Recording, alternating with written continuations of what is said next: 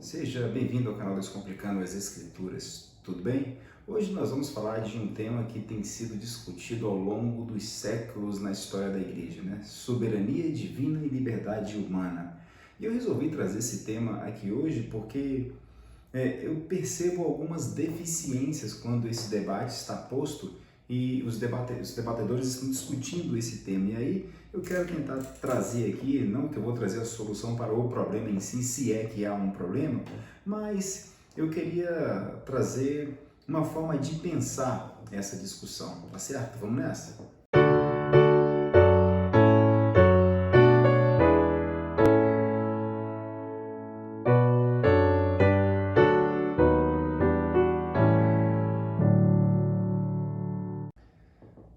Pois bem, né? Soberania divina e liberdade humana. Para alguns, né, isso é um mistério. São duas coisas que caminham juntas. Não tem como você explicar isso.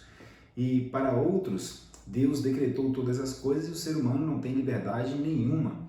E aí eu percebo que há algumas confusões em relação a esse tema específico. Veja que a, o ponto de partida deve ser a definição dos termos. Para a gente poder começar a discutir um determinado tema, nós precisamos saber a que aquele tema se refere. O conceito do tema é estabelecido, como por exemplo, o que é soberania divina, o que é liberdade humana.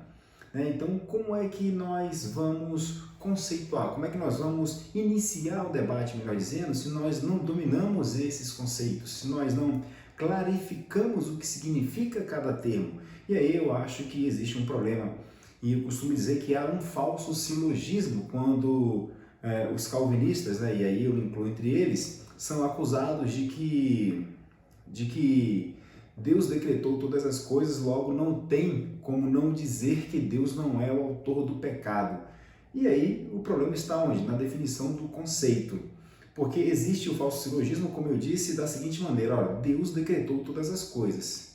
E se Deus decretou todas as coisas, e essa afirmação ela é feita, logo ele é o autor do pecado, porque não havia forma diferente de Adão se comportar, de Adão agir. Então Adão pecaria porque Deus assim decretou. E isso é um falso silogismo. Você tem uma premissa maior, Deus decretou todas as coisas, tem a premissa menor, Adão não poderia fazer outra coisa, por isso ele pecou. Então vem a conclusão desse silogismo. Portanto, Deus é o autor do pecado. E veja que qual é o problema, né? Onde está o problema? Vamos voltar na origem, antes da queda. Deus formou o homem, certo? E formou a imagem e semelhança dele. E deu ao homem aquilo que nós chamamos de liberdade, né? Mas e aí vem a seguinte questão: o que significa liberdade, o que significa soberania, né? Então vamos entrar no tema, então vamos definir o que significa. Soberania, de uma forma bem simples de ser explicada, é o controle, é Deus ser soberano em todas as coisas, ele ter o controle de tudo, nada fugir ao seu controle, tá? Ele está no domínio de tudo. Isso é soberania. E aí nós precisamos entender o seguinte, que Deus ele é soberano, Deus ele é santo, Deus ele é puro, Deus ele é perfeito, Deus ele é justo, Deus ele é misericordioso, Deus ele é amor, Deus ele é justiça. Então Deus ele é o padrão de tudo. Ele é o padrão estabelecido de tudo, padrão de bondade, padrão de beleza, né? Ora, se ele é o padrão de tudo, de bondade, de beleza, de justiça, ele também é o padrão de liberdade. E a partir de Deus nós precisamos entender o que é liberdade. Sendo Deus então o padrão de tudo e sendo Deus um ser livre e autônomo, nós podemos afirmar veementemente, porque as Escrituras nos mostram isso, que para Deus é impossível mentir. Deus não pode criar outro Deus. Deus não pode pecar. Então, veja, Deus é todo poderoso para fazer toda e qualquer coisa, mas algumas coisas ele não faz. Por quê? Porque é contra a natureza dele. E aqui a gente começa a definição de liberdade. Liberdade diz respeito a agir de acordo com a sua natureza, e Deus age de forma autônoma de acordo com a sua natureza. Esse é o primeiro ponto, a definição de liberdade, ou melhor, o segundo ponto, porque o primeiro nós já trouxemos, que é a soberania de Deus. E Deus formou o homem à imagem e semelhança dele. Então Deus também deu ao homem liberdade. Veja, dar ao homem liberdade não é dar a ele autonomia, porque nada na criação, absolutamente nada na criação é autônomo. Autônomo somente Deus. Antes do nada, Deus já era. Então Deus trouxe à existência todas as coisas, porque Ele é autônomo. Então não existe nenhuma criatura desvinculada de Deus. Nenhuma criatura age ou deixa de agir sem que Deus faça com que isso aconteça, tá? E é preciso entender isso, porque o que acontece quando falamos que Deus decretou todas as coisas, ou que o homem tem liberdade, é que a ideia é que o homem pode escolher A e pode escolher B. Ele pode escolher C porque ele é autônomo. Não, o homem ele não é autônomo. O homem ele não tem essa autonomia como muitos dizem. O homem, quando Deus o formou, e aqui vem um outro ponto que a gente precisa corrigir em relação a essa questão, né, de origem do pecado, é que muitos afirmam que Deus criou o homem perfeito. E isso não é uma verdade. Deus não criou o homem perfeito, porque perfeito somente Deus é. Deus criou o homem com potências, com potencialidades para serem atualizadas. Então, essa ideia de afirmar Deus criou o homem perfeito. Não, Ele criou o homem, e a Bíblia é muito clara quando diz isso, muito bom. A criação era tudo muito boa, né? É isso que diz lá no texto bíblico. Então, quando o homem é criado de forma muito boa, ele precisa desenvolver as potencialidades dele. E Deus, formando o homem à imagem e semelhança, fez com que o homem agisse, ou melhor, deu ao homem a capacidade de que ele agisse segundo a natureza do homem, que é muito boa, né? O texto bíblico diz que a natureza do homem é muito boa. Então o homem fez uso dessa liberdade, e aqui veja que liberdade não é agir distante de Deus, fora de Deus, tá? Então quando nós voltamos lá ao início e falamos, ou existe essa afirmação de que Deus decretou todas as coisas, isso é uma verdade. O que não é uma verdade é que Deus decretou a queda. Ah, mas peraí, Deus foi pego de surpresa então? Não, veja, Deus decretou não impedir que o homem agisse segundo a sua natureza, que era boa, poder escolher. Esse foi o decreto. Se Deus decreta não impedir a ação do homem, evidentemente que o evento é certo de que vai acontecer, porque Deus, ele é onisciente. Deus sabe de todas as coisas. Deus é presciente. Aqui é um outro atributo de Deus que é compreendido de forma muito equivocada, né? Que é a presciência de Deus, que diz respeito à pessoa com que Deus se envolveu e não o que as pessoas irão fazer. Mas isso é tema para um outro vídeo, né? Então, Deus decretou não impedir que o homem agisse.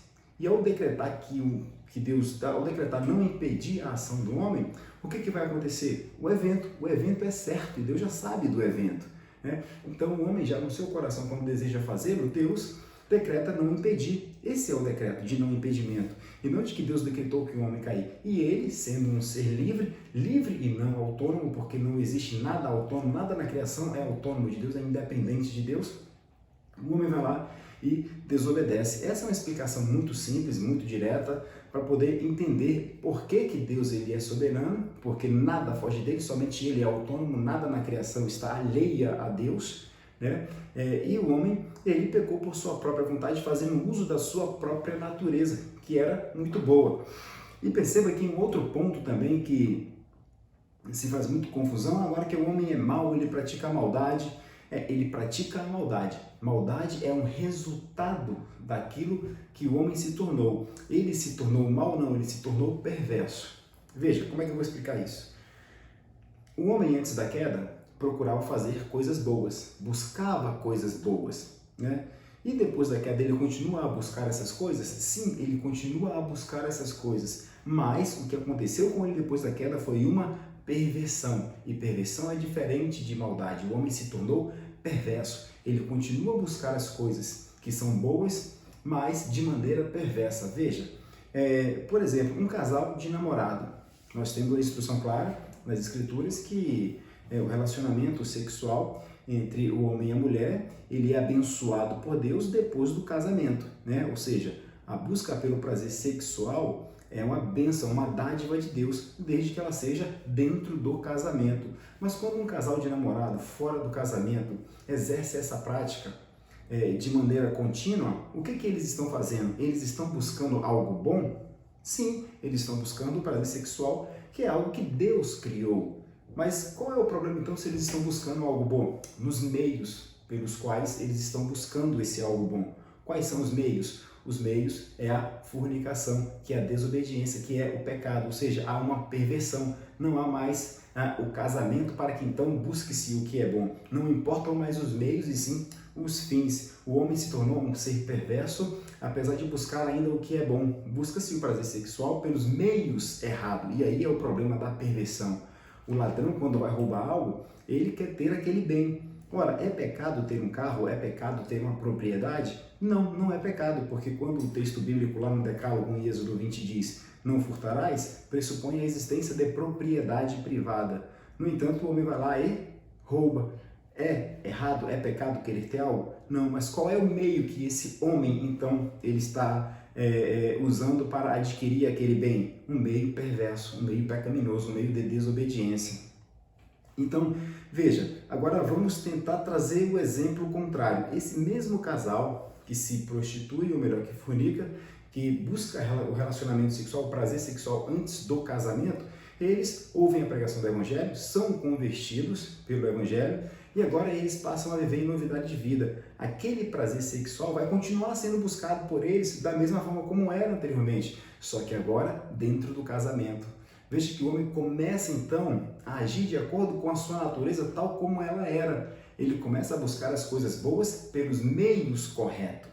Então aquela perversidade que aconteceu com o homem começa a cair, começa a entrar num processo de regeneração. Se ele foi degenerado, agora ele vai ser regenerado. E ele começa a agir segundo a natureza que era antes, ou seja, ele passa a ser livre. É por isso que Jesus disse, se o Filho vos libertar, verdadeiramente sereis livre, né? Imagem e semelhança de Deus. Tá? Então esse é um vídeo muito simples sobre soberania divina e liberdade humana. Obviamente que Deus é soberano em tudo, porque nada é autônomo de Deus, somente Deus é autônomo, por isso que Ele controla todas as coisas. Deus não decretou a queda, Ele decretou não impedir na ação do homem que o formou livre, né? E o homem pecou porque assim ele quis, ele desobedeceu assim porque assim ele quis.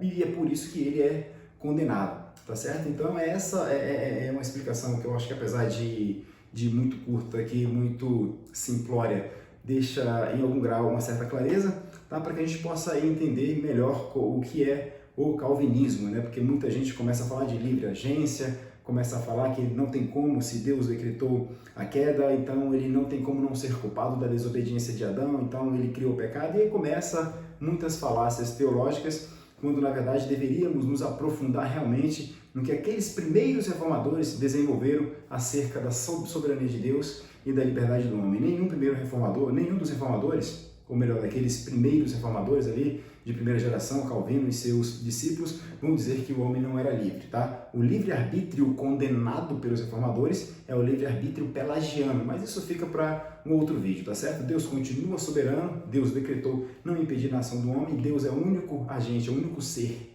livre, o único ser autônomo, o único ser autônomo, nada na criação é alheia a Deus, toda ela depende de Deus para a sua própria existência e por isso ele é soberano, e o homem desobedeceu a Deus porque assim o quis e por isso ele é culpado. E quando Deus o regenera, ele passa a se comportar verdadeiramente livre, né? Então, que nós possamos buscar melhor o significado desses termos mais, digamos, esses temas mais complexos da teologia, mas que nós possamos ir realmente na fonte primeiro, porque quando nós escutamos fontes secundárias, a chance de nós errarmos acerca daquilo que os primeiros reformadores desenvolveram é muito grande, tá certo? Então se você gostou, deixa aí o seu joinha, se inscreve no canal, se torne membro. Para quem é membro, está disponível aí no canal o curso introdutório de interpretação bíblica. São 8 aulas que irão te ajudar a crescer espiritualmente, além de você ajudar no crescimento também aqui deste canal, tá certo?